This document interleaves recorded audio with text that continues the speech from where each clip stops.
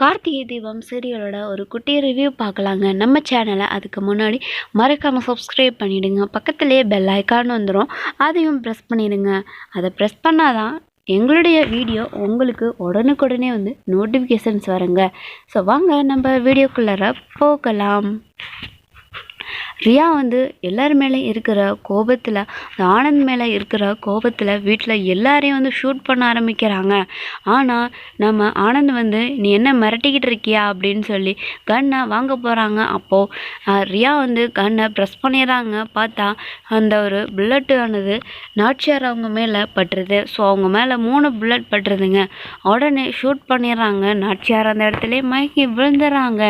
எல்லாருமே ரொம்ப பதறி போயிடுறாங்க. அம்மா அத்தை அப்படின்னு சொல்லி எல்லாரும் கத்த ஆரம்பிக்கிறாங்க.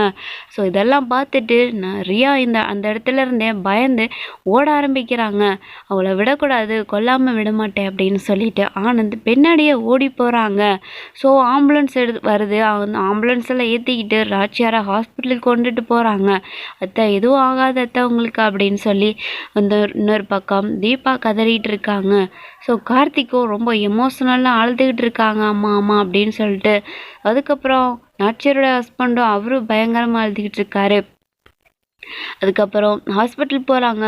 டாக்டர் செக் பண்ணிவிட்டு அங்கே போய் அவங்கக்கிட்ட என்ன சொல்கிறாங்கன்னா, அவங்க மேலே 3 புல்லட்ஸ் பாய்ஞ்சிருக்கு. அதனால் அவங்களுக்கு சிவியராக ஆப்ரேஷன் பண்ணி ஆகணும். ஆப்ரேஷனில் என்ன வேணாலும் நடக்கலாம். ஸோ அவங்க உயிர் பிழைக்கிறதே பயங்கர கஷ்டமாக இருக்கா அப்படிங்கிற மாதிரி சொல்லிக்கிட்டு இருக்காங்க. இதை கேட்ட கார்த்திக்குடைய ஃபேமிலிக்கு ரொம்ப பயம் வந்துடுது. கார்த்திக்கு பார்த்திங்கன்னா அவங்களுக்கு இப்படி ஆகிடுச்சே, அதுக்கு காரணம் அந்த ரியா தான், அவளை உயிரோடவே விட மாட்டேன் அப்படின்னு சொல்லி நம்ம ரியாவை பிடிக்கிறதுக்காக கார்த்திக் கிளம்புறாரு.